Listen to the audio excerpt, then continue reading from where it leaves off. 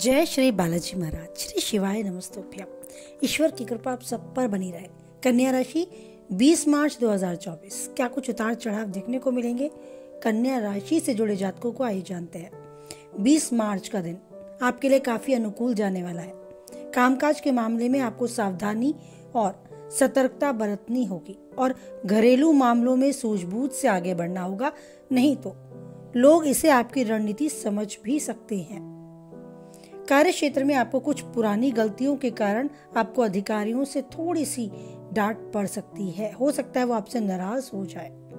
आप किसी नई संपत्ति को खरीदने की योजना बना रहे हैं तो आपकी योजना पूरी होगी। भूमि, भवन या कोई वाहन खरीदने की भी प्लानिंग है तो आप सक्सेस रहेंगे। आपको किसी धन संबंधी मामले में बात को टालना होगा, यानी कि जरूरी नहीं है कि जो निवेश करना चाहते हैं तुरंत ही करें।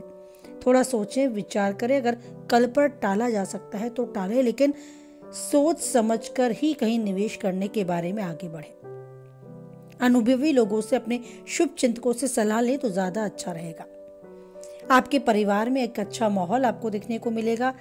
सकारात्मक ऊर्जा अपने आसपास नजर आएगी और आप फील कर पाएंगे कि ईश्वर मेरे साथ है, क्योंकि मेरे हर काम में मुझे एक अच्छा रिस्पॉन्स मिल रहा है। वो रिश्तों में भी आपको देखने को मिल सकता है। आपके प्रेमी जीवन में प्रेम बढ़ता नजर आएगा, रिश्ता मजबूत होता नजर आएगा, आपकी बात को सुना और समझा जाएगा। इसी तरीके से वैवाहिक जीवन में भी जीवन साथी हर तरीके से आपके साथ आपको खड़ा नजर आएगा, आपकी भावनाओं की कदर करेगा। पारिवारिक जीवन में आपके बड़े छोटे घर के परिवारजन आपकी बात का समर्थन करेंगे और आप दिल खोल कर उनके साथ अपनी बात शेयर करने का मन बनाएंगे। समय काफी अनुकूल है, व्यवसाय या नौकरी। बस आपको ध्यान रखना है कि सूझबूझ से, सतर्कता, सावधानी के साथ आगे बढ़ना है। हो सकता है कुछ लोग खुद से आपको परेशान करने के लिए प्लानिंग बनाए हुए हो, या ऐसा कुछ बाहर निकल कर आ जाए जो आप नहीं चाहते निकले, यानी कि आपके अधिकारी आपसे नाराज हो। ऐसा कोई भी कदम ना उठाए। सूझबूझ के साथ बड़े दिन काफी हद तक आपके साथ है। आर्थिक दृष्टि से आपको मजबूत भी करता है और कुछ चीजों पे आप खर्चा करते हैं तो राहत भी देता है खर्चा होने के बाद, क्योंकि आप कुछ खरीदते हैं तो मन में खुशी और आनंद की अनुभूति भी आपको दिलाएगा ये दिन। सेहत के प्रति जरूर सचेत रहे। कोई पुरानी बीमारी जो चली आ रही है उसे बढ़ने ना दें। उसके निवारण के लिए अवश्य ही कदम बढ़ाएं, क्योंकि अगर स्वस्थ शरीर हमारे पास है तो सब कुछ है। और अभी इस वीडियो में भी आगे कुछ और है आपका एक क्वेश्चन का आंसर। क्वेश्चन है, अच्छे लोगों के साथ ही बुरा क्यों होता है? जी हाँ, एक ऐसा क्वेश्चन हम में से ही सोचने वाले एक ऐसे इंसान ने लिखा है जो बहुत ज्यादा सोचता है और ये सोचता है कि मैं तो सबका अच्छा करता हूँ, मेरे साथ बुरा क्यों होता है? केवल उन्हीं के साथ नहीं, हर किसी के साथ कुछ ना कुछ ऐसा जरूर होता है जिससे हमारा मन परेशान होता है। बस आपको कुछ नहीं करना, ये नहीं सोचना ऐसे क्यों हुआ। आपको ये सोचना है कुछ तो मैंने गलत करा ही होगा जिसका फल मुझे ये मिला, क्योंकि हम नहीं बच सकते उस ईश्वर की नजरों से। आप कह सकते हैं आईने में खुद को खड़ा करके कि मैंने कुछ किसी के साथ गलत नहीं किया, लेकिन याद करें अनजाने में जरूर कुछ तो हुआ होगा। जब घर की सफाई की तो हो सकता है कोई कीट पतंग, कोई छोटा कीटाणु हमसे मर गया हो। कभी कुछ तो ऐसा कर दिया होगा जो हम नहीं करना चाहते, किसी का मन दुखा दिया होगा और उसके आंसू उस ईश्वर के दिल तक छू गए होंगे। राजा दशरथ सबका भला करते थे, एक नाम था उनका, बहुत ज्यादा अच्छे लोगों में गिने जाते थे।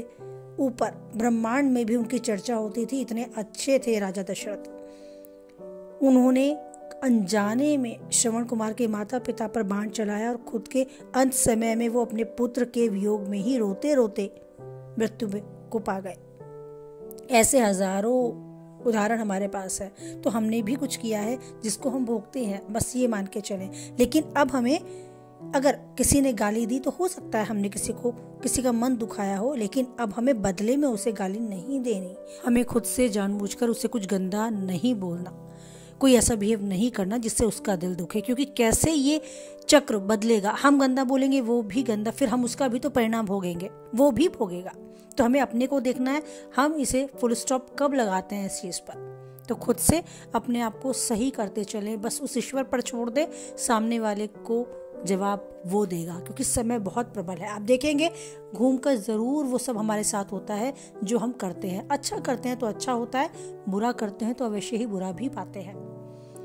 तो इस बात को, मन को शांत करें, क्यों हुआ नहीं, मन को शांत करें कि हाँ हमारे साथ ज़रूर हमने कुछ करा होगा इसीलिए ऐसा हुआ।